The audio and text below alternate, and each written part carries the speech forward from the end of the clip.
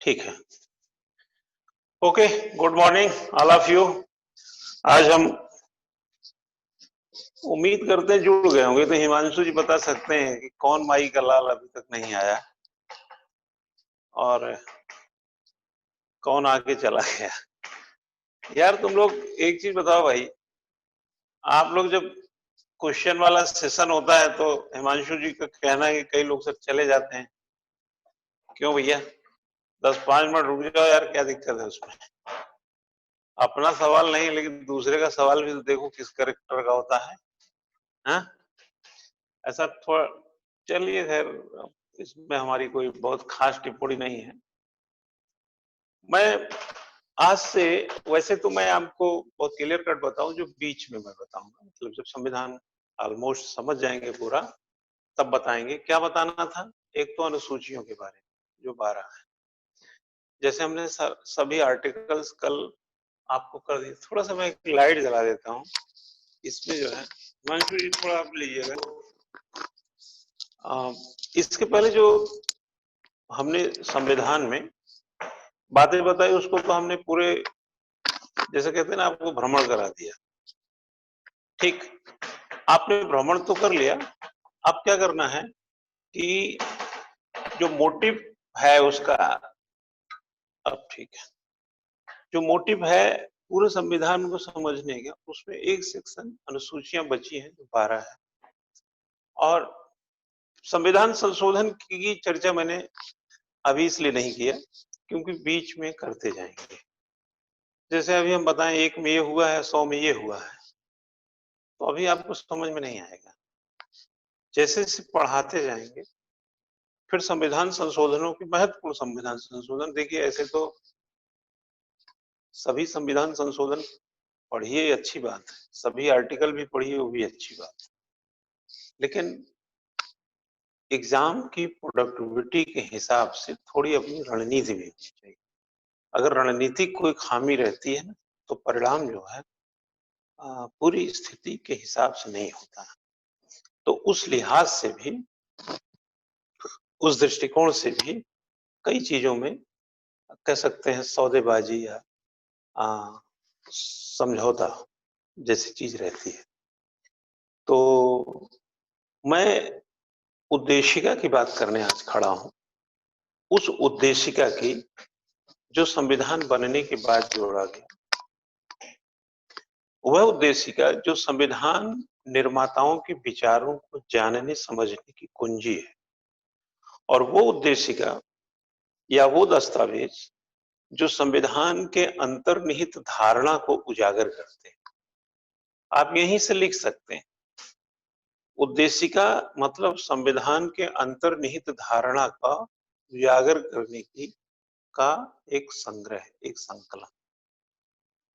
उद्देशिका में देखेंगे शब्दों का, जो उद्देशिका है, शब्दों का ऐसा ताना बाना है, मतलब शब्दों का मतलब ये नहीं कि सामाजिक आर्थिक न्याय बोल दिया, प्रभुत्व संपन्न बोल दिया, पंथ निरपेक्ष बोल दिया, ये शब्द है।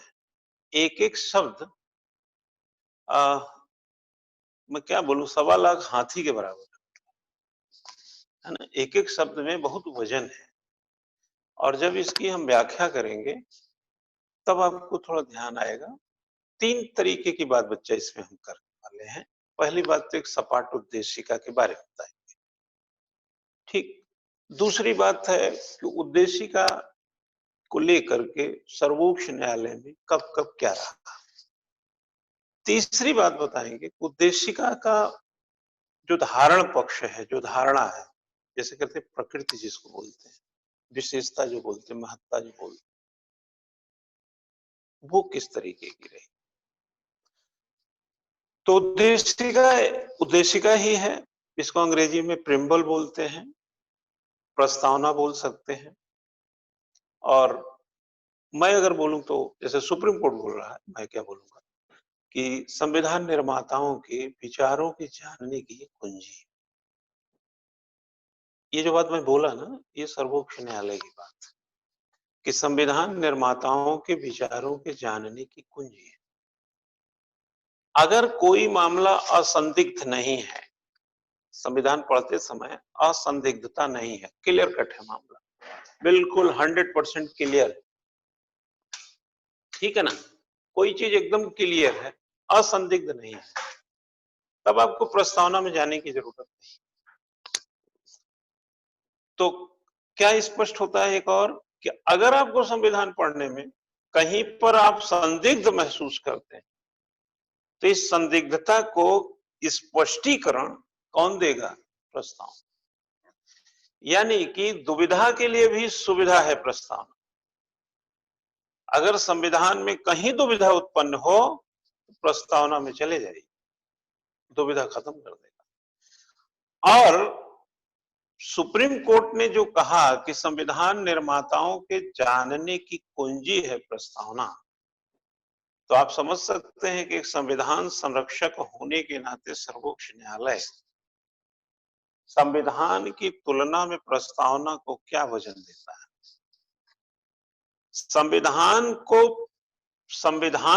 संविधान निर्माताओं के जानने का दस्तावेज नहीं बताया।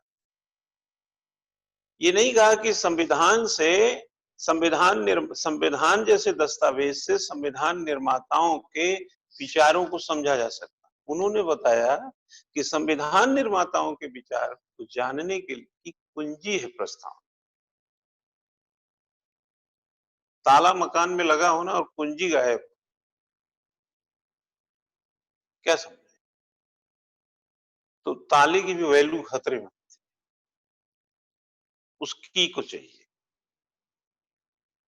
तो यह बात सर्वोच्च न्यायालय ने कहकर कि यह संविधान निर्माताओं के विचारों के जानने की कुंजी है उद्देश्य का, कहीं ना कहीं इसी मत से आप यह अंदाजा लगाइए कि प्रस्तावना को हल्के में लेने की जरूरत नहीं। दूसरी चीज, अगर संविधान के भीतर आप कहीं संदिग्ध अवस्था को फेस कर रहे हैं तो आपको प्रस्तावना में आकर के उस संदिग्धता को दूर करना है। कितनी महत्वपूर्ण बात हो गई इससे प्रस्तावना को लेकर। 1960 में सर्वोच्च न्यायालय ने प्रस्तावना को संविधान का अंग नहीं माना और केशवानंद भारती में अभिन्न अंग माना। अगर प्रस्तावना, जैसे आपके क्वेश्चन उठे कि अगर प्रस्तावना संविधान का अंग, क्या प्रस्तावना संविधान का अंग है? इस पर कुछ बात लिखनी हो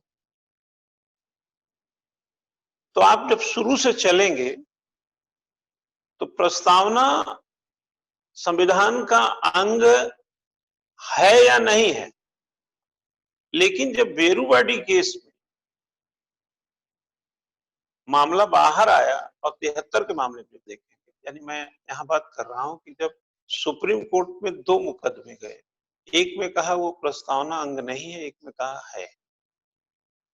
तो जब अंग नहीं है तो आपको क्या प्रस्तावना संविधान का अंग है? तो जहां अंग नहीं था बता दीजिए, जहां अंग था बता दीजिए। क्या वर्ड का मतलब होता है? व्हाट, क्वेश्चन मार्क लग गया। तो आपको दोनों बात कहनी है। क्या उद्देशिका में संशोधन किया जा सकता है? मान लो दूसरा सवाल कोई है। देखो बच्चा, आप 73 के बाद देखें, केशवानंद भारती केस के बाद देखेंगे तो संविधान जब अभिन्न अंग हो गया तो तय है कि 368 उस पर इंप्लीमेंट होगा। जब संविधान बाहर था, प्रस्तावना जब बाहर था संविधान से, तो बाहर की चीजों पे 368 नहीं इंप्लीमेंट होता। संविधान संशोधन के लिए आर्टिकल 368, जब प्रस्तावना संविधान का अंग मान लिया गया तो 368 ऑटोमेटिक उस पर लागू हो गया। क्यों? यही हुआ ना। अगर संविधान का संरक्षक, उदाहरण दे रहा हूं, दिमाग थोड़ा ऐसे बढ़ाया करिए थोड़ा सा, संविधान का संरक्षक अगर सर्वोच्च न्यायालय है तो न्यायिक पुनर्विलोकन की शक्ति किसके पास जाएगी? आप चाहे संविधान में लिखिए या न लिखिए, जुडिशियल रिव्यू वही करेगा, ठीक है। और अगर प्रस्तावना संविधान का अंग है तो ये किसी से क्या पूछने की जरूरत है कि 368 से संशोधन हो सकता है? अरे यार, जब अंग है तो संविधान संशोधन के लिए 368 होता है, वहां भी और वही किया आपने 1976 के 42वें संविधान जोड़ा ना, पंथ निरपेक्ष वगैरह जोड़ा, अखंडता वगैरह बाद में जोड़ा, जोड़ा कि नहीं? तो ठीक है। और एक और बात है कि प्रस्तावना आधारभूत ढांचा है, खिलवाड़ नहीं कर सकते इसमें, कोई ऐसा बात नहीं कर सकते जिससे इसकी ढांचे को, इसके मूल व्यवस्था को खतरा पहुंचे। तो आप लोग जो विद्यार्थी पहली बार संविधान पढ़ रहे हैं उनके दृष्टि से भी, जो कई बार पढ़े उनकी दृष्टि से भी ये बहुत ही रोचक की of constitution, preamble, objectivity of उद्देशिका, प्रस्तावना और आरंभिकी, मतलब आप ये समझिए कि आज बच्चा हम मार्ग खोज रहे हैं, मतलब मार्ग पे खड़े हो गए हैं। तो सबसे पहले लिखें प्रस्तावना क्या है, एक हेडिंग बनाइए, लिखिए प्रस्तावना क्या है, तो लिख लीजिए सामान्य रूप से, अपनी परिभाषा बनाइए, किताब उताब में छोड़िए क्या लिखा है। सामान्य रूप से किसी दस्तावेज का एक प्रारंभिक विवरण, एक प्रारंभिक विवरण जो उस विधि विधान या संविधान के उद्देश्य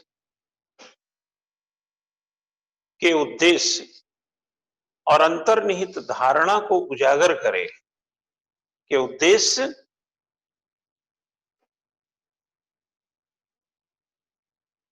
उद्देश्य और अंतर्निहित धारणा को उजागर करे, उसी को प्रस्तावना कहते हैं। ठीक है। इसी तर्ज पर, इसी संदर्भ में भारतीय संविधान की भी अपनी एक प्रस्तावना है।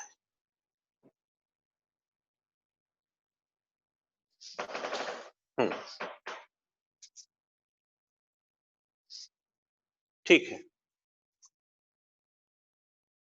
की प्रस्तावना जिसे सर्वोच्च न्यायालय ने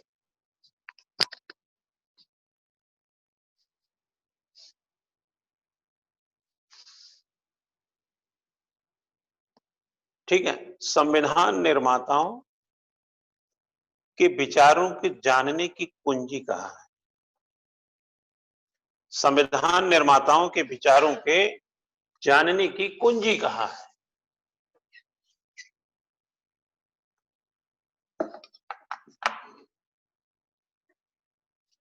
लिखें प्रस्तावना किसी अधिनियम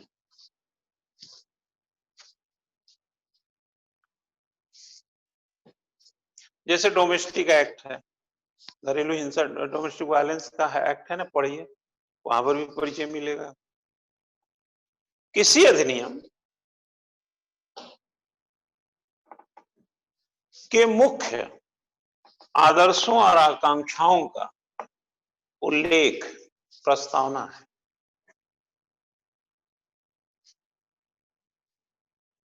क्या है? आदर्शों और आकांक्षाओं का उल्लेख प्रस्तावना है।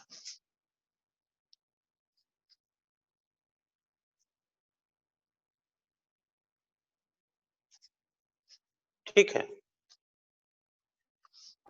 तो ये थोड़ी सी प्रस्तावना के बारे में बता दिया। ये केवल संविधान के हिसाब से नहीं, किसी भी अधिनियम नियम में ये चीज जो परिचय होता पाया जाता है, तो भारतीय संविधान भी इस तरह का है और सुप्रीम कोर्ट की क्या राय है वो हम आपको बता दें उस पे। अब आप लिखेंगे, एक हेडिंग बनाएंगे, प्रस्तावना की विषय वस्तु क्या है, text of the preamble, text of the preamble बोल सकते हैं इसको। प्रस्तावना की विषय वस्तु क्या है?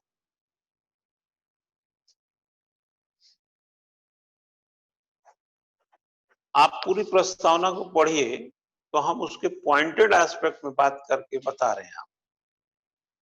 लिखिए, हम भारत के लोग, यहीं पे हम कट भी करते जाएंगे। लिखिए, हम भारत के लोग, आगे लिख लीजिए, यह संयुक्त राष्ट्र संघ से लिया गया है। यह संयुक्त राष्ट्र संघ हम संयुक्त राष्ट्र संघ के तर्ज पर है, ऐसा लिखिएगा। हम भारत के लोग, यह शब्द संयुक्त राष्ट्र संघ, हम संयुक्त राष्ट्र संघ के लोग के तर्ज पर इसे देखा जा सकता है। आगे लिखें, लाइन बदल दीजिए, वो लाइन गई, उसको छोड़ दीजिए, पन्ना नंबर बचाइए, यहाँ पे थोड़ा सा वो करिए, आप ही नहीं सारा ठेका ले रखा है ना। लिखिए, भारत को एक संपूर्ण, ध्यान रखना, संपूर्ण का मतलब पूर्ण नहीं, संपूर्ण, पूर्ण मत लिखना। अभी तो लिख लेंगे संपूर्ण एग्जाम में, संपूर्ण का बोले तो संपूर्ण, ठीक, ओके। भारत को एक संपूर्ण प्रभुत्व संपन्न,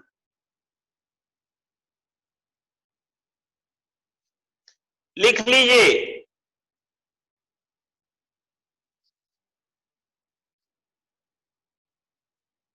यहां पे प्रभुत्व संपन्न शब्द आया ना, अब लिखिए उसके आगे, उद्देशिका में यह शब्द यह इंगित करता है, लिखते जाइए, उद्देशिका में यह शब्द यह इंगित करता है कि भारत के लोगों ने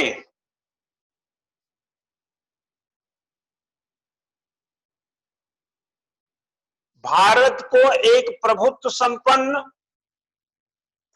भारत को एक प्रभुत्व संपन्न, लोकतंत्रात्मक,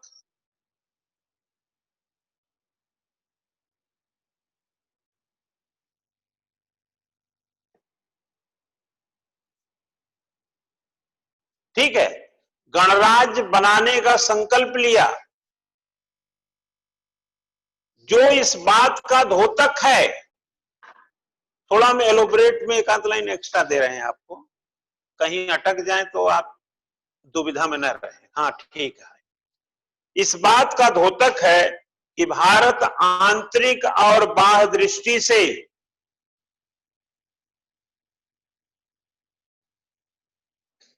किसी के अधीन नहीं, किसी के अधीन नहीं है। नोट करके लिख लीजिए, नीचे लिखना होगा तो लिखिएगा, इसको नहीं लिखना जरूरत नहीं है, अपना हिसाब देख के कॉपी में लिखा जाता है ना बेटा, क्वेश्चन देख के लिखा जाता है यार, जैसे क्वेश्चन की स्थिति वैसे उत्तर दो। जलेबी वाले से 100 ग्राम जलेबी तो बाट 100 ग्राम का रख देगा, 1 किलो वाले 1 किलो रखेगा, जलेबी नहीं है तो बनाने लगेगा, ठीक है। लिखो, स्वतंत्रता के पश्चात, नोट करके, स्वतंत्रता के बाद भारत राष्ट्रमंडल का सदस्य देश बना या राष्ट्रमंडल की सदस्यता ली, कॉमनवेल्थ सुने होंगे,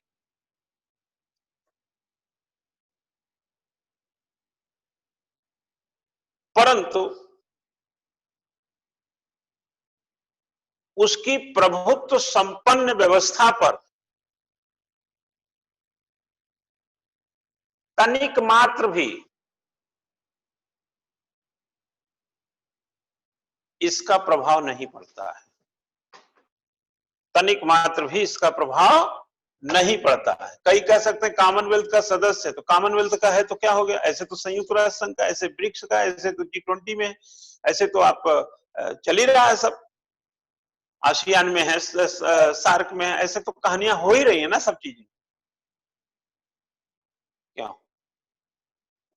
तो इसका ये मतलब थोड़ी हो गया कि भारत जो है वो हो गया, मतलब आसियान की बैठक में गया तो आसियान वालों ने बुला लिया भारत को, तो बोले तो संप्रभुता खतरे में हो गई, ये तो चले गए वहां, ऐसा हो गया। ऐसा नहीं, ठीक, मैं इसलिए क्लियर कट कर दिया। राष्ट्रमंडल वाला कभी क्वेश्चन उठ जाता है, राष्ट्रमंडल वही है जो एक प्रकार से कह लीजिए गुलामों का संग्रह है ना। तो वहां पर मैं क्लियर यही करना चाह रहा था कि ऐसा कुछ नहीं है। हमारा प्रभुत्व संपन्न का मतलब साफ है, क्या आंतरिक और बाह्य जो भी है वहां से हम किसी के अधीन नहीं बल्कि स्वतंत्र हैं। ये दो शब्द आपके सामने आए, एक हम भारत के लोग और दूसरा आया संपूर्ण प्रभुत्व संपन्न। संपूर्ण, पूर्ण नहीं, संपूर्ण। ठीक, आगे लिखिए, समाजवादी, पंथ निरपेक्ष,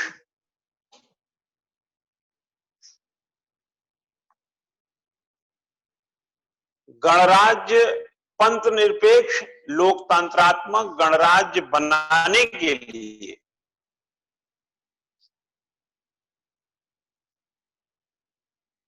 ठीक है, लोकतंत्रात्मक गणराज्य बनाने के लिए। अब देखिए शब्द में समाजवादी शब्द आया, ठीक है, एक लाइन लिख लीजिए बस, लिखिए, बनाने के लिए तथा उसके समस्त नागरिकों को। बनाने के लिए तक रुक जाइए तो ठीक रहेगा, मैं यहां क्लियरिफाई कर दूं, फिर आगे बढ़ता हूं। समाजवादी का तात्पर्य लिखिएगा, समाजवादी का तात्पर्य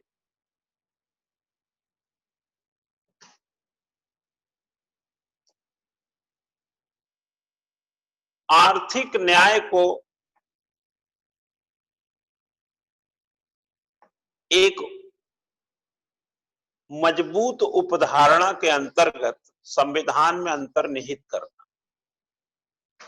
आर्थिक न्याय को एक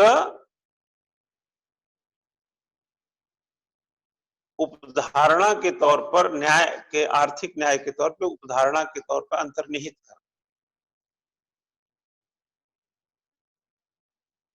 इस आर्थिक न्याय की संविधान निर्माता के पास कोई निश्चित परिभाषा तो नहीं है। आर्थिक न्याय की संविधान निर्माता के पास कोई निश्चित परिभाषा नहीं थी और यह शब्द 1976 के 42वें संविधान संशोधन के तहत जोड़ा गया।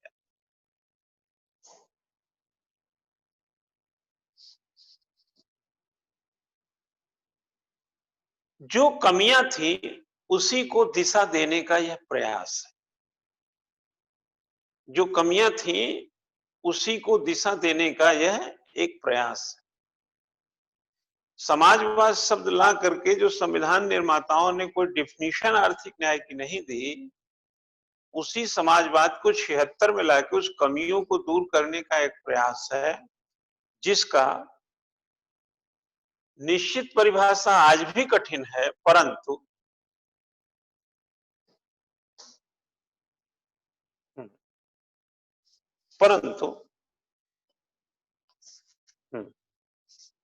यह संसाधनों पर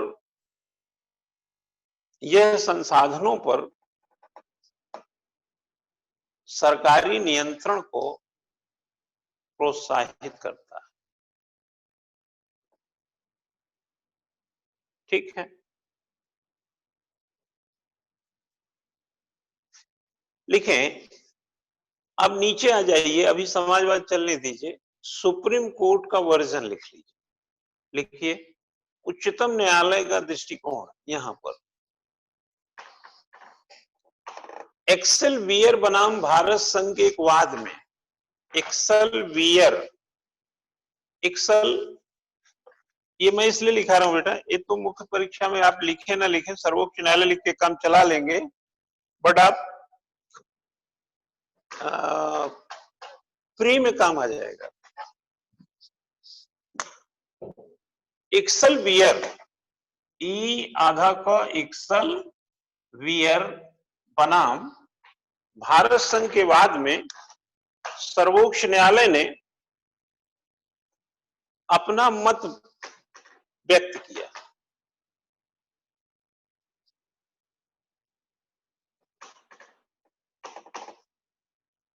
ठीक है, क्या दिया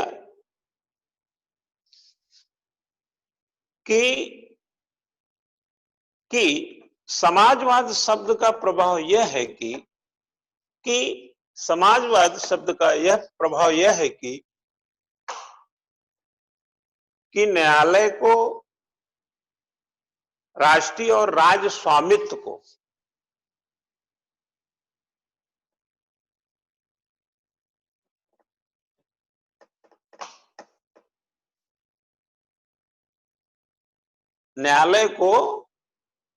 राष्ट्रीय और राज्य स्वामित्व को अधिक प्रभाव देना चाहिए।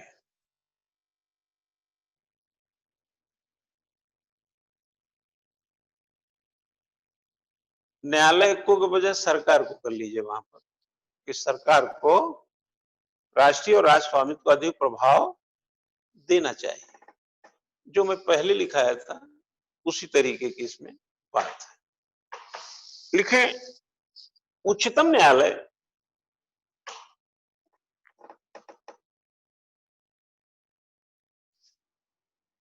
समाजवाद पर काफी गंभीर दिखाई देता है।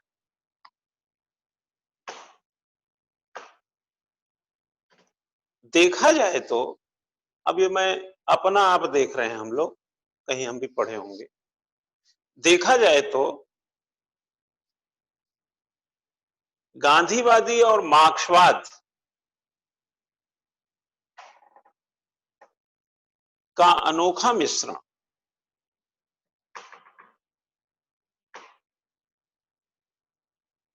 का लेना देना समानता और आय के समान वितरण से संबंधित है। समानता और आय के समान वितरण से संबंधित है। यहां पर समाजवाद ऐसा ही कुछ प्रतीत होता है। समाजवाद ऐसा ही प्रतीत होता है और यही भारत की सोच है और यही संविधानविद भी जानते थे, क्योंकि बेटा देखे होगे उसमें सामाजिक आर्थिक राजनीतिक न्याय लिखा है, समाजवाद नहीं लिखा था। तो समाजवाद नहीं लिखने से जो डिफिनीशन में, स्पष्टता में, कोई सघनता में कोई कमी रह गई, तो 76 में 42वें संविधान संशोधन कर दिया गया और कुछ बातें जो न्यायालयी व्यवस्था से आ गई वो भी आपने हासिल कर ली। तो ये समाजवाद का एक पक्ष है। अब आता है पंथ निरपेक्ष। हमने ये लिखा दिया है तो अब पंथ निरपेक्ष की थोड़ा जिक्र कर लेंगे। लिखिए, देखिए संविधान, अब यहां पर भी क्लियर कर दें आप कि बच्चा संविधान विदों ने कोई धर्म दिया ही नहीं भारत का, तो तय था ना कि भारत का तो कोई धर्म ही नहीं है, लेकिन फिर पंथ निरपेक्ष लाने का प्रयास हुआ। वही और स्पष्ट करना, जैसे आर्थिक न्याय की संविधान विदों ने कोई परिभाषा नहीं दी, लेकिन समाजवाद में कहीं ना कहीं इसका संकेत मिला। हालांकि ये पूरा परिभाषा अभी भी मैं नहीं मान रहा, लेकिन कहीं ना कहीं जो कमियां थी उसको पूर्णता मिल रही है। और जिस तरीके के दर्शन या जिस तरीके का वर्जन सुप्रीम कोर्ट का और जिस तरीके का दर्शन इसमें है और जिस तरीके से जनता में ये थोड़ी स्पष्टता गई है, यह काम कर गया। पंथ निरपेक्षता में आप देखें, जब भारत का कोई धर्म ही नहीं है, किस अनुच्छेद में लिखा है कि भारत का ये धर्म है ना, फिर पंथ निरपेक्षता लाने का प्रयास किस बात का होता था? पंथ निरपेक्षता भी उसी अस्पष्टता को, या यूं कहा, इसीलिए देखो बड़ी कमाल की बात है बेटा, तुरंत समझ जाना। अगर पूरे संविधान को आप पढ़ते हैं, आर्टिकल 36 से 51 आर्टिकल आर्थिक लोकतंत्र की स्थापना करता है। वहीं पर आप 36 से 51 के बीच में जो राज्यों का एक प्रकार से कर्तव्य है, जैसे हमारा कर्तव्य 51A में है, वैसे वो राज्यों का कर्तव्य है। और एक ऐसा आर्थिक लोकतंत्र जहां पर समाजवाद का पुट दिखाई देता है, लेकिन जैसे बोला कि डिफिनेशन तो है ही नहीं, क्लियरिटी तो थी नहीं, तो आपने वहां लाया, संगत बनाता है समाजवाद, आर्थिक न्याय को संगत, और आर्थिक लोकतंत्र आप कहते हैं नीति निर्देशक तत्व, इधर आर्थिक लोकतंत्र उधर आर्थिक न्याय। आप जरा बताइए, आय में समान वितरण मत कीजिए, आपने लिखा है कि नहीं, जाइए उसमें महिलाएं हो, स्त्रियां हो, पुरुष हो, समान कार्य के लिए समान की बात कही गई है कि नहीं, अवसर की समता की बात आर्टिकल 16 में आप जाके देखिए कि कही गई है कि नहीं कही गई। अधिकार में और जो इम्प्लीमेंटेशन समानता का पुट होना चाहिए, लेकिन कोई कमी रह गई, आर्थिक आपने समाजवाद लाकर स्पष्ट परिभाषा दे दिया।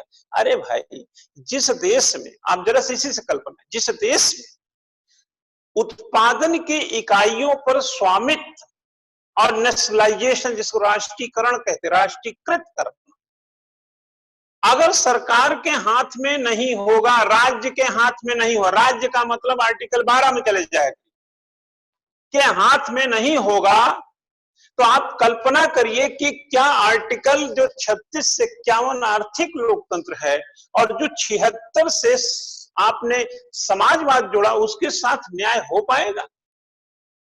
नहीं होगा। अगर उत्पादन के इकाइयों पर राज्य का नियंत्रण नहीं है, तो जिस देश के नागरिक के साथ आर्थिक न्याय के खतरे बने रहेंगे। 1969 जब बैंकों का 14 बैंकों का राष्ट्रीयकरण किया गया, 1980 6 बैंकों का फिर आपने राष्ट्रीयकरण किया। क्यों किया? जब स्वामित्व राज्य का होता है तो न्याय की संभावना, आर्थिक न्याय की संभावना बढ़ती है, और जब निजीकरण को बढ़ावा मिलता है तो इसी देश का नागरिक जो समान आर्थिक न्याय की अपेक्षा रखता है, आर्थिक खाई पैदा हो जाती है। और जो निजी सेक्टर्स होते हैं, जो निजी लोगों का जब स्वामित्व होता है संसाधनों पर, तो भारत का नागरिक, नागरिक तो राज्य का है, देश का है, वह एक उपभोक्ता बन के रह जाता है, एक ग्राहक बन के रह जाता है। इसी नागरिक में, इसी भारत के नागरिक में एक ग्राहक भी छुपा हुआ है, एक उपभोक्ता भी छुपा है, जो निजी कंपनियों के उत्पादन का उपभोग करता है और उसकी बड़ी कीमत चुकाता है। और यही चीज अगर स्वामित्व राज्य का हो तो उसको कम कीमत में, गरीब को गरीब की कीमत पे, अमीर को अमीर की कीमत पे चीजें उपलब्ध कराई जाए। कोरोना वायरस के इन दिनों में खाद्य मंत्रालय ने कहा कि हमने 80 करोड़ लोगों को 5 किलो अनाज बंटवाया, प्रत्येक को 5 किलो, 80 करोड़। कितना बटा कितना नहीं, मैं उसमें नहीं जा रहा हूं। 80 करोड़ जो खाद्य मंत्रालय की तरफ से कहा गया कि लोगों को 5 किलो अनाज दिया गया, वह कहीं ना कहीं इस बात को पोख्ता करता है। अगर खाद्य पर हमारा नियंत्रण ना हो, सरकार का, अगर कह दिया जाए प्राइवेट लोग बांटेंगे, तो 5 किलो अनाज के बदले जो पैसा मांगते, तो उसमें तो हो सकता 30 करोड़ ऐसे थे जिनके पास अठन्नी नहीं थी, तो गेहूं पाते नहीं। यही होता है। अगर स्वामित्व आपका है तो गरीब से गरीब 80 करोड़ लोगों को अनाज मुफ्त मिला है, ये कह रहा हूं मैं। और वो मुफ्त क्यों मिला? क्योंकि ऐसे में जब नौकरी जाती है, असुविधा बढ़ती है, धन कुछ नहीं है, पैसा, भोजन जो हमारा प्राथमिक आवश्यकता चाहिए ही चाहिए, रोटी, कपड़ा और मकान। कपड़ा दूसरे नंबर, रोटी पहले, मकान तीसरे पे, सुरक्षा चौथे पे, तब मित्रता आती है पांचवें, संबंध है। तो जब ये सब चीजें हमारे साथ खतरे थे, खतरे, तो सरकार ने क्या किया? मुफ्त में दिया ना। आज सरकार के गोडाउन में फूड कॉर्पोरेशन ऑफ इंडिया ये जो अभी रबी की फसल खरीदे ना और गोडाउन में रखे ना, तो ऐसे विपदा में कहां से लाओगे? और अगर आपने कह दिया अड़हातियों को कि तुम बांटो, तो वो तो 50 रुपए किलो गेहूं बांट देंगे, तो उसमें जो अमीर होगा गेहूं ले लेगा, जो गरीब होगा मर जाए, तो काहे का समाजवाद? कहां है गांधी और मार्क्स का मिश्रित वो व्यवस्था जहां आर्थिक समानता और आर्थिक वितरण की बात कही जाती है? और क्या कहा सर्वोच्च न्यायालय?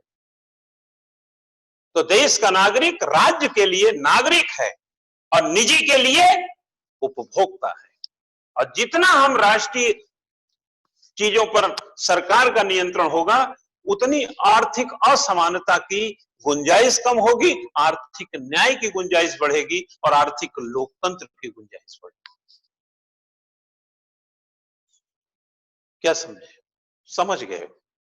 पंथ निरपेक्षता लिखो, लिख बेटा। पंथ निरपेक्षता में लिखिए, पंथ निरपेक्षता भी 1976 के 42वें संविधान संशोधन में जोड़ा गया।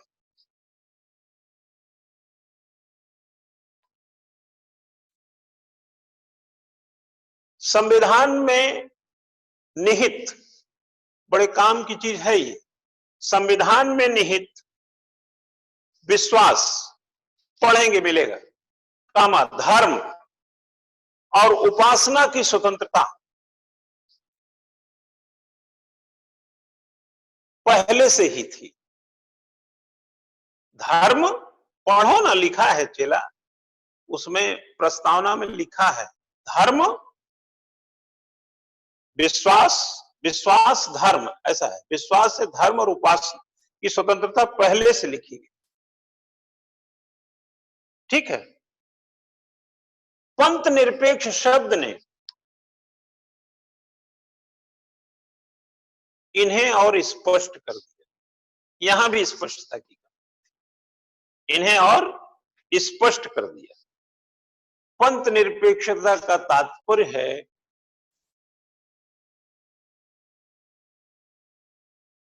कि देश किसी धर्म को राजधर्म की संज्ञा नहीं देता है। देश किसी धर्म को राजधर्म की संज्ञा नहीं देता है, न ही संरक्षण देता है, बल्कि सभी धर्मों के साथ समान व्यवहार करता है। सभी धर्मों के साथ समान व्यवहार करता है।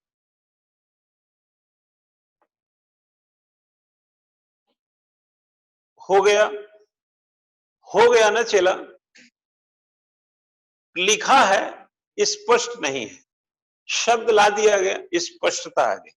और एक लाइन लिख लीजिए, अरुण राय बनाम भारत संघ के वाद में, इसी में पंथ निरपेक्षता में उच्चतम न्यायालय में चलेंगे ना, थोड़ा चलना पड़ता है जहां जहां जरूरी। बोला ना उच्चतम न्यायालय में चलेंगे। आपने तो केशवानंद भारती और यही सुनते होंगे ना, हम आपको नया नया केस बता रहे हैं। अरुण राय बनाम भारत संघ के मामले में उच्चतम न्यायालय ने कहा, क्या कहा जरा लिख लीजिए,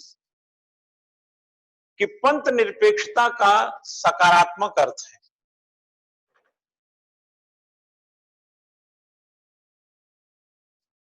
इसके अनुसार सभी धर्मों का ज्ञान होना और उसके प्रति आदर का भाव होना चाहिए।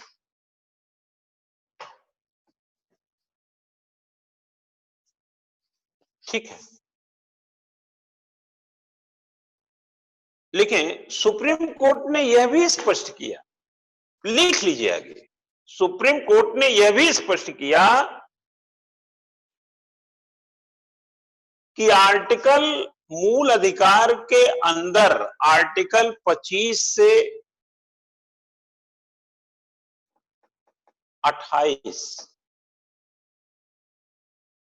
और मौलिक कर्तव्य के भीतर यानी 4A में, भाग 4A में 51 का जो है ना, इसकी स्पष्टता थी, इसकी बातें थी।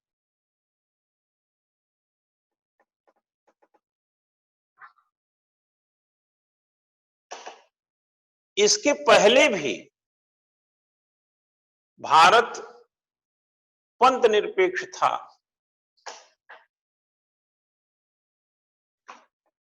ठीक है, परंतु गलत फहमी को दूर करने के लिए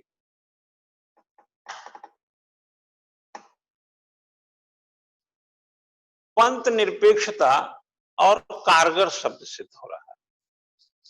कुछ समझे कि नहीं? गलतफहमी दूर करने के लिए पंथ निरपेक्षता कारगर। कोई 25 से 28 का धर्म की स्वतंत्रता का हवाला दे करके हिंद कर धर्म की स्वतंत्रता की बात कह करके उसमें कहीं कोई पेच निकालने लगे, कोई पंथ निरपेक्षता बोल करके सारा अच्छा सा हो गया। अब लिखे एक लास्ट में लोकतंत्रात्मक गणराज्य, जैसे हमने कहा लोकतंत्रात्मक, है ना, रिपब्लिक जिसको बोलते हैं बच्चा, गणराज्य है रिपब्लिक, और लोक डेमोक्रेटिक रिपब्लिक। इसका मतलब एक लाइन में होता है कि हमारा जो प्रमुख होगा वो वंशानुगत नहीं होगा, जनता का होगा। जैसे हमारे राष्ट्रपति हैं वो वंशानुगत नहीं है, जैसे कि इंग्लैंड वगैरह में। एक लाइन लिख लीजिए, यह इस बात का परिचायक है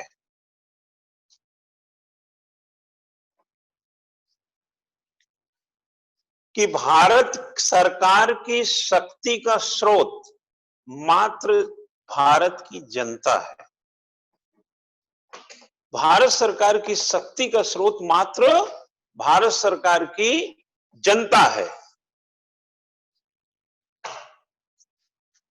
ठीक है, प्रत्यक्ष या अप्रत्यक्ष यहां निर्वाचित प्रतिनिधि ही होते हैं।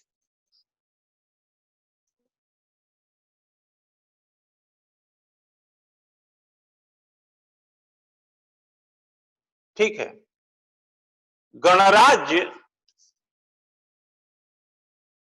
का संदर्भित मापदंड कि हमारा प्रमुख वंशानुगत परंपरा से नहीं होता है।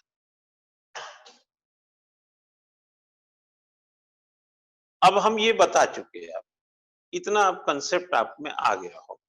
हम अब उसके बाद लिखें क्या? नीचे लिखिए, तथा उसके समस्त नागरिकों को। अब आ जाइए, तथा उसके समस्त नागरिकों को।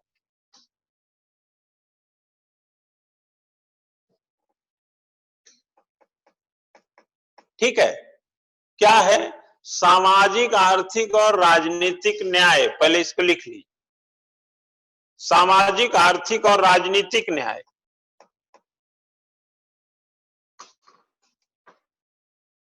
ठीक,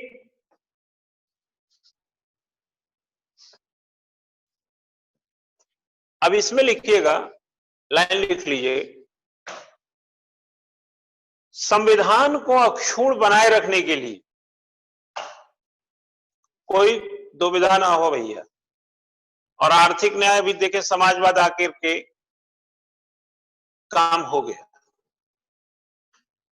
आपने मूल अधिकार में चले जाइए, आपको जाके देखें, यहां पर डिफिनीशन दिखेगी, ताकत यहीं से मिल गई मूल अधिकार से। क्या समझे? लिखिए, संविधान को अक्षुण्ण बनाए रखने के लिए सामाजिक, आर्थिक और राजनीतिक न्याय संविधान का लक्ष्य है। संविधान का लक्ष्य है। इसके अभाव में व्यक्ति का उत्कर्ष संभव नहीं है। आगे लिखिए, फिर कहता है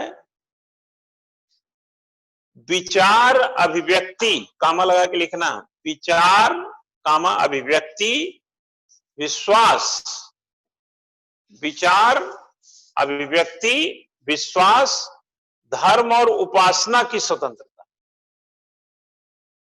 ठीक है भाई, समझ में आ रहा है ना? हाँ, विचार, अभिव्यक्ति, विश्वास, धर्म और उपासना की स्वतंत्रता। इसे स्वतंत्रता के एक शब्द में, एक सूत्र में पिरोया जा सकता है। लिख लीजिए, इसे स्वतंत्रता नामक एक शब्द में पिरोया जा सकता है, इन सभी को।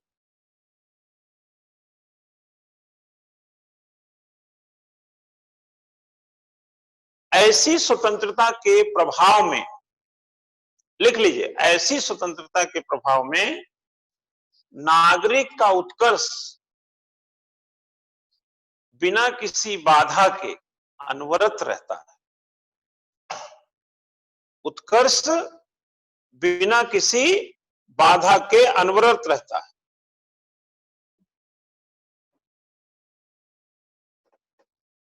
ठीक है, क्लियर हो रहे हैं?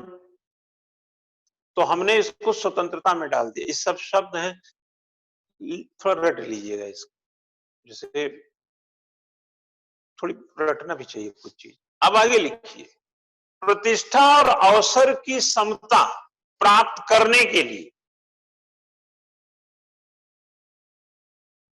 प्रतिष्ठा और अवसर की समता प्राप्त करने के लिए,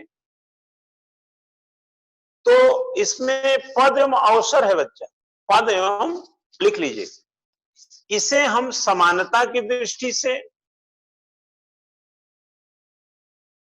पद एवं अवसर की के दृष्टिकोण के अंतर्निहित भाव, लिखिए, इसे हम समानता की दृष्टि से, पद एवं अवसर के अंतर्निहित दृष्टिकोण के अंतर्गत संविधान में विस्तार रूप से देख सकते हैं।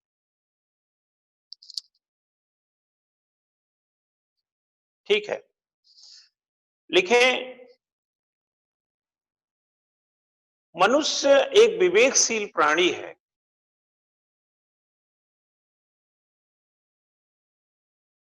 प्रस्तावना उसके अंदर के भाव को पूरी ताकत देने का एक प्रयास है।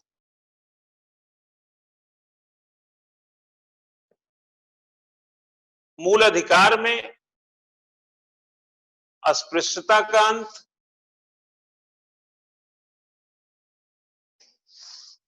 अवसर की समता,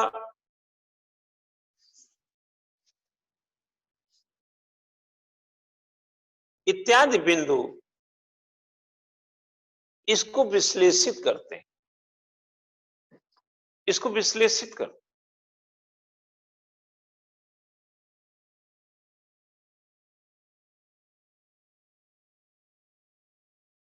ठीक है, आगे लिखिए, व्यक्ति की गरिमा और राष्ट्र की एकता और अखंडता, राष्ट्र की एकता और अखंडता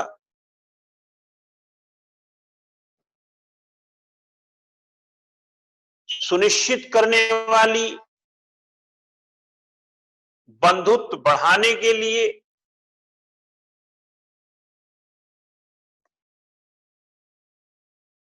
उक्त शब्द यह अंतर्निहित करते हैं, यह अंदर ही है इसके, उक्त शब्द यह अंतर्निहित करते हैं कि विभिन्नता में एकता,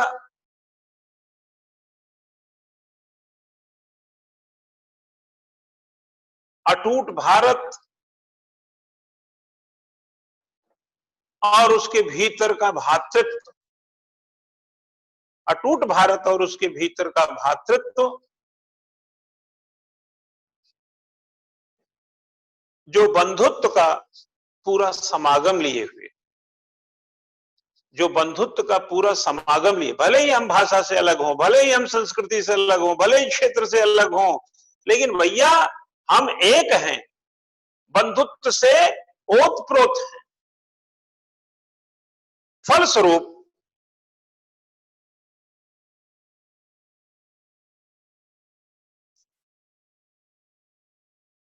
इस परिकल्पना ने स्वतंत्रता, समानता और बंधुत्व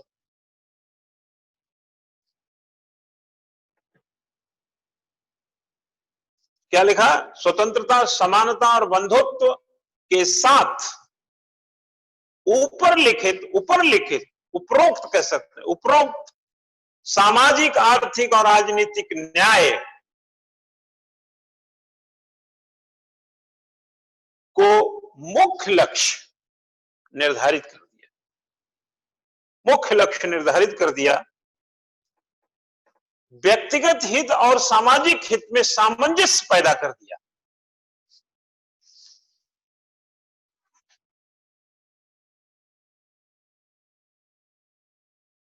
संविधान निर्माताओं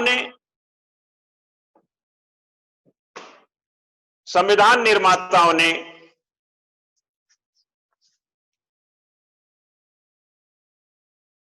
समान दृष्टि से और समभाव नजरिए से प्रस्तावना को, है ना, कहीं अधिक मूल्यों से भर दिया, कहीं अधिक मूल्यों से भर दिया।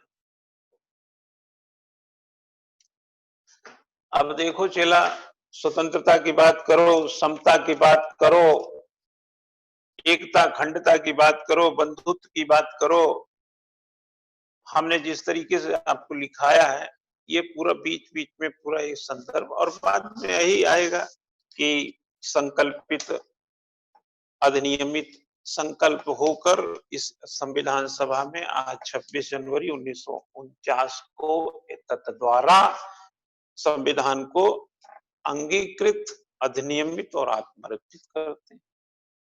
यही बोल दिया, खत्म हो। कुछ कमी कसर कहीं से महसूस होगा तो किताब आपके पास, थोड़ा सा उसमें भी चले जाइए। इस समय के भीतर और परीक्षा के दृष्टिकोण से जो अवसंभावी जो था वो हमने ले लिया। एक अखंडता शब्द जो था वो मैंने लिखा तो दिया, लेकिन उसका संविधान संशोधन का एक परिप्रेक्ष्य भी है, आप उसमें जाकर के अखंडता शब्द जोड़ दिया। अखंडता, देखिए बड़ी अच्छी बात ये है बच्चा कि भारत राज्यों का संघ, अब यहीं से समझ लीजिएगा, इसको लिख लीजिएगा। उसमें भारत राज्यों का संघ है, आर्टिकल 1 में लिखा, अरे मेरे भाई जहां आर्टिकल 1 वहीं अखंडता, लेकिन अखंडता वहां डिफाइन है नहीं, बताइए। अखंडता की परिभाषा आर्टिकल 1 में कहीं पढ़े हैं आप? अरे जिस गली हमको जाना नहीं उसका पता क्या पूछे, काहे लिखें, क्यों लिखें भाई? भारत राज्यों का संघ है, सिंपल।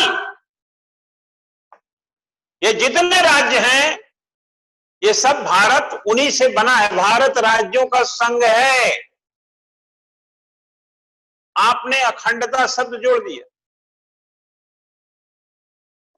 अखंडता शब्द जोड़ने से जो परिभाषित पक्षों में जो लोग कमियां खोजते हैं ना, उनको बता देता है। जैसे कभी कभी देखे होंगे कि आप किसी दुकानदार को पैसा देते हैं, या अपने मित्र को 100 रुपया दीजिए, तो आप 100 रुपया देंगे, वो लेकर के जेब में रख लेगा। 50-50 का 2 नोट दीजिए, 20-20 का 5 नोट दीजिए, 10-10 का 10 नोट दीजिए, जो देंगे आपको रख लेगा। लेकिन यही किसी दुकानदार को दीजिए, ऐसे से गिनेगा, ऐसे ऐसे, एक बार गिना फिर दूसरी बार भी गिनेगा। हमारे उसके बीच, अब हम अपने मित्र के लिए बड़े स्पष्ट हैं कि बड़े ईमानदार हैं, स्पष्ट है ना। मेरा मित्र जो से हमने 100 रुपया लिया, तो मैं तो स्पष्ट हूं कि यार ये क्यों करेगा ऐसे, हमने जेब में रख लिया, गिना भी। और जब दुकानदार को दिया, हमारे सामने 2 बार गिना, क्योंकि वो स्पष्ट नहीं है कि मैं कैसा। बस यही अखंडता का काम है। भारत राज्यों का संघ है, इसमें स्पष्ट जैसे नहीं। अरे यार, संविधान निर्माताओं के जो विचार थे, सिंपल, भारत राज्यों का संघ है मतलब अखंड है। लेकिन बाद में लगा कि कुछ दुविधाएं हैं, जैसे पंथ निरपेक्षता को लेके, समाजवाद को लेके, बोले इसको भी भैया इस कर ही देते हैं, कर दिया, ठीक, यही बात थी। अब अखंडता लिख दिए तो क्या सबका शेर जग गया? भारत राज्यों का संघ जब बोला गया तब नहीं समझ में आया। तो हमने आपको एक बात बताया कि जहां पर असंदिग्ध लगे, सुप्रीम कोर्ट का भी यही मापदंड है, जहां पर आपको असंदिग्ध लगे चले जाओ ना प्रस्तावना। आपको पंथ निरपेक्षता क्या नहीं समझ में आता, चले जाओ। समाजवाद क्या, आर्थिक न्याय, आर्थिक लोकतंत्र, ये जो है राज्य का जो स्वामित्व है, ये सब चले जाओ वहां पे। अखंडता नहीं समझ में आया ना, आर्टिकल 1 में चले जाओ प्रस्तावना। प्रस्तावना जहां पर संविधान में समझ में ना आए, प्रस्तावना में झांक ले। प्रस्तावना इतना है बट इतने का असर डालता है, इसलिए यह पूरे संविधान का सार है, उद्देश्य है। प्रस्तावना है, प्रिम्बल है, उद्देशिका है, मजनून है, वो लिफाफा है जिसके अंदर संविधान। चलो, वेरी गुड, आप समझ गए बच्चा। थोड़ा आपको अब यार देखो, ऐसा है ना, थोड़ा बड़ा तो तुम भी यार पढ़ो, किताब खोलिए, पढ़िए, एक तरीका दे दिया है ना। तो एक जरा यही क्वेश्चन लिख लीजिए, अच्छा रहेगा। लिखिए, प्रस्तावना संविधान की कुंजी है।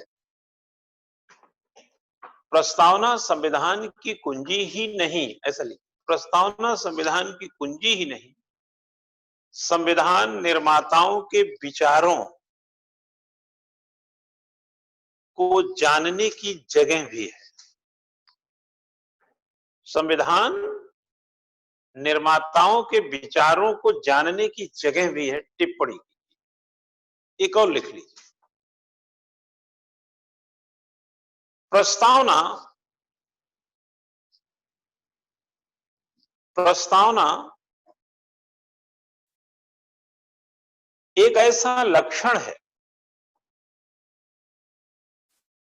एक ऐसी विशेषता और महत्ता की व्यवस्था है, एक ऐसी विशेषता और महत्ता की अवस्था है जहां से पूरे संविधान की व्यवस्था की झलक मिलती, जहां से पूरे संविधान की व्यवस्था की झलक मिलती। वही बात है, दूसरे ढंग से बता दी, ठीक है। क्वेश्चन ऐसे ही बदलता है, आप वहीं रह जाते हैं व्याकुल होकर के। थोड़ा उसके यूपीएससी के अटपटेपन या पीएससी के अटपटेपन से भी वाकिफ रह के, है ना। अब हम बात करेंगे कि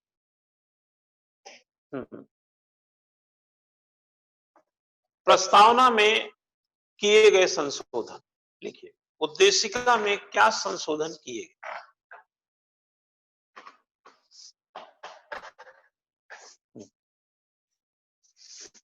तो इसको थोड़ा सा आधार बना लेते हैं। चलिए पहले यही बता देते हैं क्या संशोधन किए गए, वो तो आपको मैं बता चुका हूं, लेकिन प्रारूप में कैसे लिखें। लिखिए,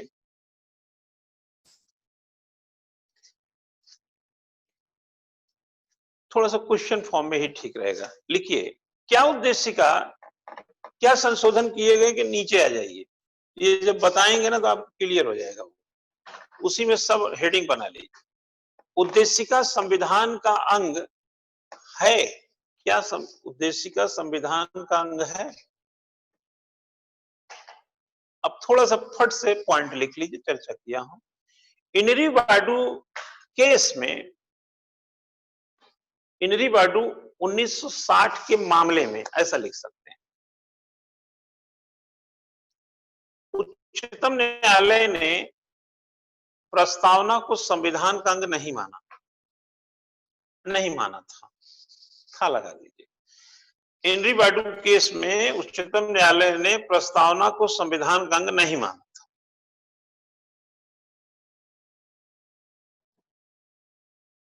तब उसने कहा था, कौन, वही उच्चतम न्यायालय, कि संविधान निर्माताओं के आशय को, तात्पर्य को, संविधान निर्माताओं के तात्पर्य को समझने के लिए इसकी सहायता ली जा सकती है, परंतु इसे न्यायालय में प्रवर्तित नहीं किया जा सकता। जैसे नीति निर्देशक न्यायालय में प्रवर्तित नहीं होता, न्यायालय में प्रवर्तित नहीं किया जा सकता।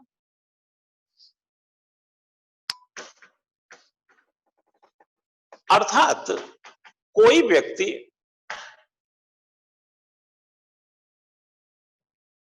इस बात को लेकर न्यायालय नहीं जाएगा, ये मैं न्यायालय का वर्डिक्ट बता रहा हूं, कोई व्यक्ति इस बात को लेकर न्यायालय नहीं जाएगा कि सरकार प्रस्तावना को लागू नहीं कर रही है।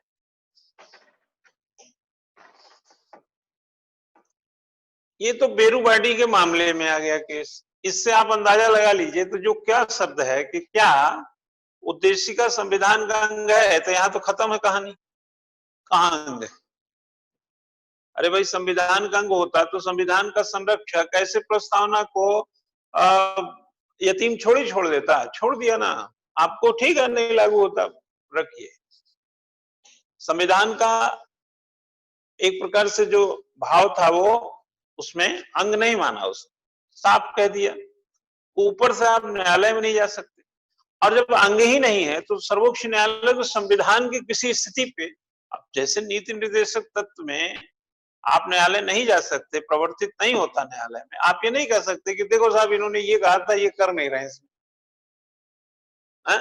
नीति निर्देशक तत्व के भीतर की चीज को लागू कराने के लिए आप न्यायालय में शरण थोड़ी ले लेंगे। वो तो राज्यों की स्थिति परिस्थिति पर निर्भर है। जैसे आपके घर में अगर मटर पनीर की सब्जी नहीं बनी कई दिनों से, तो आप एफआईआर करने थोड़ी चले जाएंगे थाने में कि देखिए हमारे पिताश्री जो है पनीर नहीं ला रहे हैं, मटर तो लाते हैं पनीर नहीं लाते, मटर पनीर नहीं बन रहा है। जब देखो लौकी कद्दू भिंडी यही सब करते रहते हैं। इस पर कोई कानून नहीं है बच्चा, ये तो आपकी जैसी स्थिति है उसके हिसाब से होगा, है ना। तो ये राज्यों की स्थिति है, नीति निर्देशक तत्व तो वही राज्य की स्थिति। आर्थिक लोकतंत्र, जैसे किसी प्रांत का बजट अच्छा है तो हम मखमलदार सड़क होंगी, किसी के यहाँ नहीं है तो रहिए कंकड़ पत्थर पे चलते रहिए, यही होता है। लेकिन आप ये नहीं देखो हमारे मोहल्ले में ना डामर की सड़क नहीं बनवाए सर, चले जाइए आप हाई कोर्ट, कहिए कि हमारे मोहल्ले में डामरीकरण नहीं हुआ, खड़ंजा वाली सड़क है, हमारे पैर में चोट लगती है, तो ये न्यायालय में प्रवर्तित नहीं करा सकते, ठीक, क्योंकि उसके पास पैसा नहीं है ना इसको लागू करने का। समझ गए हैं? मैं ऐसे ही समझा रहा हूं, है ना। अब लिखें, ठीक, लिखें 13 साल बाद, ठीक 13 वर्ष बाद 1973 में केशवानंद भारती बनाम केरल राज्य के एक वाद में न्यायालय ने उद्देशिका को लेकर जो निर्णय दिया था, जो उद्देशिका को लेकर जो पहले निर्णय दिया था, पेरूवाडी केस में जो निर्णय दिया था, ऐसा भी चिन्हित कर सकते हैं, आप समझ जाएगा एग्जाम। 1973 में केशवानंद भारती बनाम केरल राज्य के मामले में पेरूवाडी केस में जो प्रस्तावना को लेकर निर्णय दिया था उसे बदल दिया, उसे बदल दिया। उसने अब प्रस्तावना को न केवल संविधान का अंग माना बल्कि इसे अभिन्न अंग कहा, न केवल संविधान का अंग माना बल्कि इसे अभिन्न अंग कहा।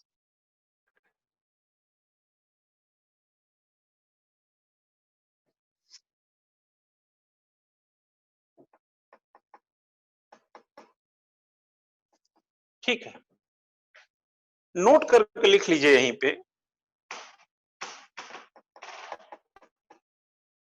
लिखें, भले ही प्रस्तावना संविधान का अंग है, परंतु यह न तो किसी शक्ति की स्थापना करता है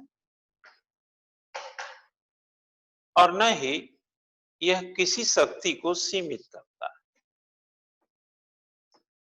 न ही किसी शक्ति की स्थापना करता है और न ही किसी शक्ति को सीमित करता है।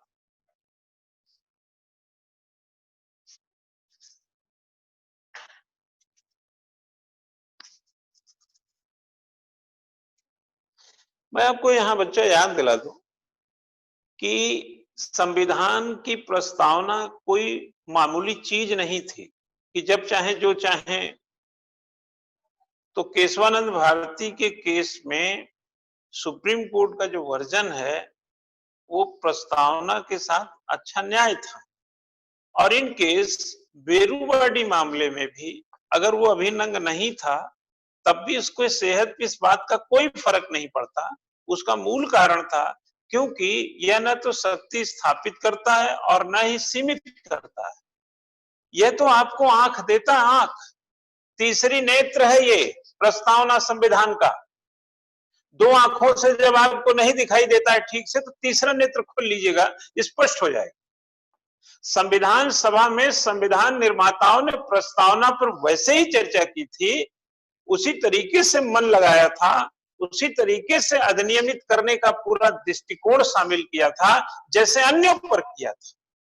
अलबत्ता ये संविधान प्रस्तावना बाद में जोड़ा गया, लेकिन इसकी जो मर्म है, इसका जो मर्मज्ञ है वो किसी भी तरह से कम नहीं होता। हाँ, केशवानंद भारती के मामले में संविधान निर्माताओं ने जिस मन से इसको संदर्भित किया था, आप जरा कोशिश करिए कि केशवानंद भारती छोड़ दीजिए, बेरीवाडी केस को भी छोड़ दीजिए, उन्होंने क्यों नहीं लिखा कि प्रस्तावना संविधान का अंग है? क्यों नहीं लिखा प्रस्तावना संविधान?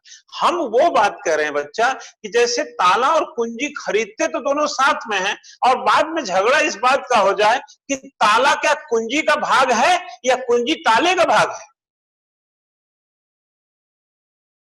बताइए, कहा जाए कि कुंजी जो है ताले का अंग नहीं है, अब बाद में कहा गया कि कुंजी ताले का अंग ही नहीं अभिन्न अंग है। ताला अगर खुला हो ना तब कुंजी की कोई जरूरत नहीं। अगर संविधान में संदिग्धता नहीं है ना तो प्रस्तावना की जरूरत नहीं है, लेकिन वही ताला अगर बंद हो तो कुंजी ही चाहिए। तो कुंजी की आवश्यकता कब है, ये ताले पर निर्भर करेगा कि ताला खुला है कि ताला बंद है। उसी तरीके से प्रस्तावना स्पष्ट यह करता है कि संदिग्धता आपने पकड़ी, अगर संविधान में आप संदिग्ध हुए तो इस संदिग्धता को कहां दूर करने चाहिए,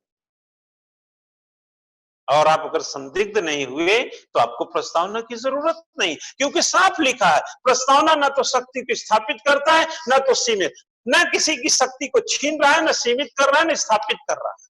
प्रस्तावना सिर्फ संविधान के सार और उसकी व्याख्या, और कहीं संदिग्धता है तो उसका निरूपण कर रहा है। कुंजी कुछ नहीं कर रही, कुंजी सिर्फ ताले को खोल रही है या ताले को बंद कर रही है। आपको ताला ही नहीं लगाना है तो कुंजी की जरूरत नहीं है। आपका ताला खुला है, कुंजी बंद नहीं करना है, तब भी कुंजी की जरूरत नहीं है। और ताला अगर बंद है, खोलना भी नहीं है, तब भी कुंजी की जरूरत नहीं। लेकिन रोज ताला खोलना है, रोज बंद करना है तो ताला और कुंजी जो है ना अभी नंग हो जाए। इस गहराई से आप इसको समझ गए। तो क्या उद्देशिका में संशोधन किया जा सकता है? एक लाइन फट से बना लीजिए, 2 मिनट। क्या उद्देशिका में संशोधन किया जा सकता है? क्या प्रस्तावना में संशोधन किया जा सकता है? क्यों नहीं किया जा सकता है? जब आपने उसको अंग बना दिया तो संशोधन नहीं किया क्या? पंथ निरपेक्ष नहीं जोड़ा, समाजवाद नहीं जोड़ा, अखंडता नहीं जोड़ा, उसी के बाद तो जोड़ा आपने। लिखें, 1973 के पहले जब तक केशवानंद भारती वाद नहीं आया था,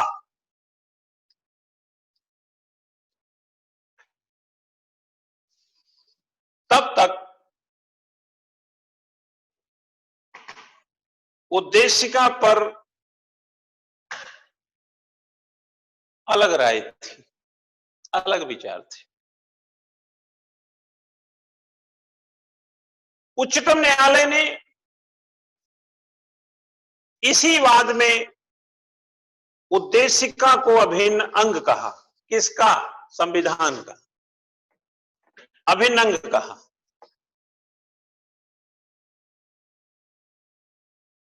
आर्टिकल 368, अनुच्छेद 368 संविधान में संविधान संशोधन की शक्ति है। संविधान में संविधान संशोधन की शक्ति है।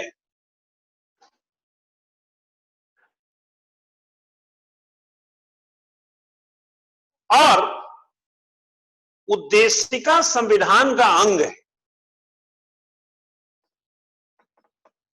ऐसे में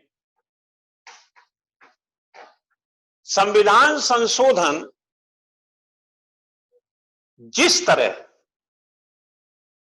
संविधान के प्रत्येक प्रावधान पर लागू होता है,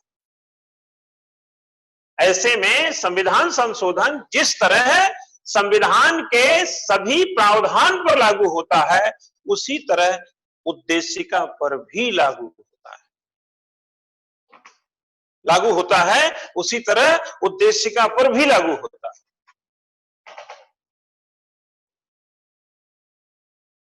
ठीक है। न्यायालय ने यहां यह भी स्पष्ट किया है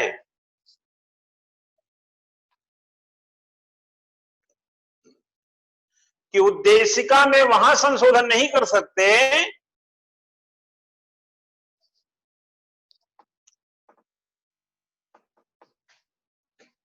जो मूल ढांचे से संबंधित है।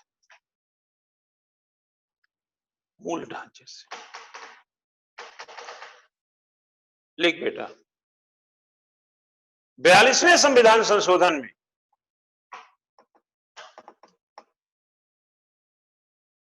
42वें संविधान संशोधन 1976 में समाजवादी पंथ निरपेक्ष शब्द जोड़े गए और राष्ट्र की एकता, ध्यान रखना, राष्ट्र की एकता को राष्ट्र की एकता और अखंडता के साथ प्रतिष्ठित किया गया। राष्ट्र की एकता को राष्ट्र की एकता और अखंडता के साथ प्रतिष्ठित किया गया। स्पष्ट है कि संशोधन किया गया।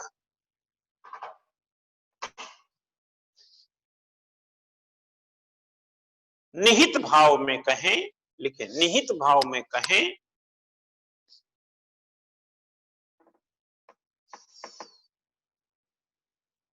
तो संविधान संशोधन उद्देशिका में भी किया जा सकता है, हुआ ही है।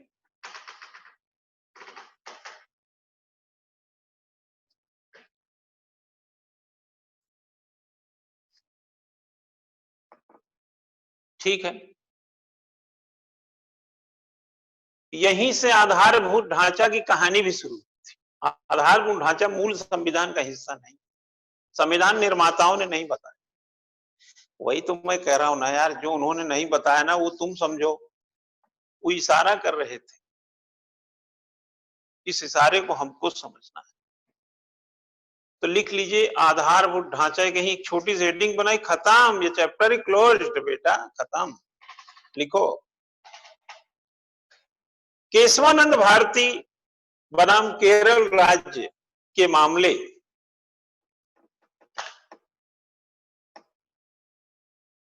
के समय ही के भीतर ही संविधान के आधारभूत ढांचे का आविष्कार हुआ।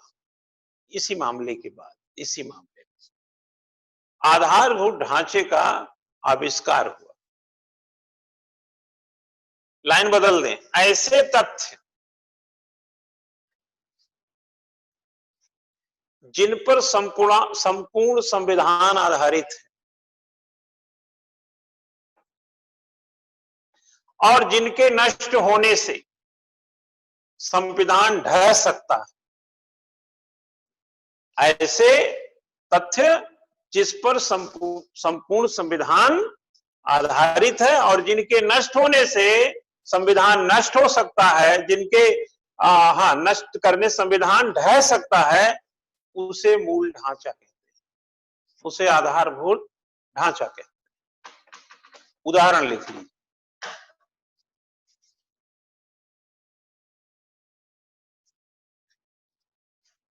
लोकतंत्र, ये मूल ढांचा है। विधि का शासन, लिख लीजिए, दो चार उदाहरण दे रहा हूं। लोकतंत्र, विधि का शासन, मौलिक अधिकार, वयस्क मताधिकार, संविधान की सर्वोच्चता, संविधान ही सर्वोच्च है, इसको आप दूसरे नंबर पर नहीं कर सकते। न्यायिक पुनर्विलोकन, जुडिशियल रिव्यू, संघात्मक ढांचा, पंथ निरपेक्षता, निष्पक्ष चुनाव सहित राष्ट्र की एकता और अखंडता आदि सभी मूल ढांचा है। ठीक है।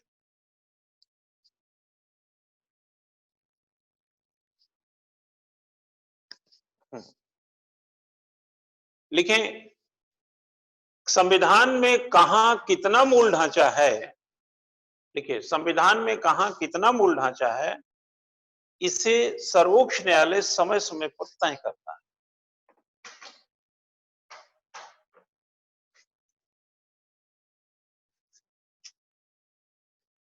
लिखें, जैसे इंदिरा गांधी बनाम राजनारायणवाद में,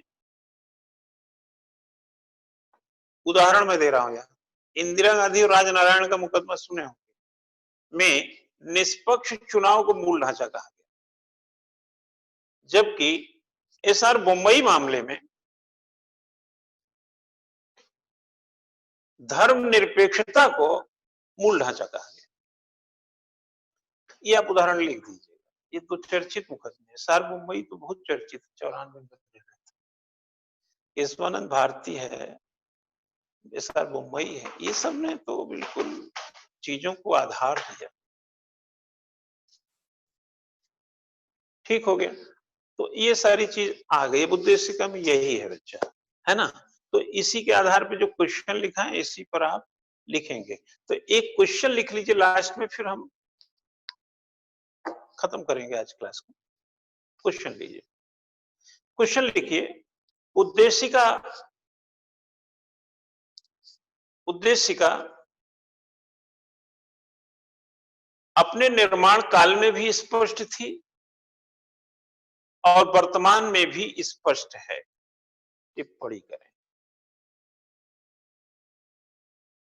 अपने निर्माण काल में भी स्पष्ट थी, यानी जब लागू हुई थी तो 26 जनवरी 50 को भी स्पष्ट थी, और आज भी स्पष्ट ही है। टिप्पणी करिए। आपको ऐसा बताना है कि भले ही न्यायालय ने आकर के या संशोधन में सारी चीजें हुई, लेकिन संविधान निर्माताओं के दिमाग में जो चीज थी वो आज भी बरकरार है, कल भी थी। ये तो रास्ते में स्पष्टता और दे दी गई, लेकिन हकीकत ये थी कि उसमें अस्पष्टता कभी थी ही नहीं। वो सार पहले भी था और आज भी है। ओके, तो आज ये चैप्टर हमने यहाँ पे क्लोज कर दिया।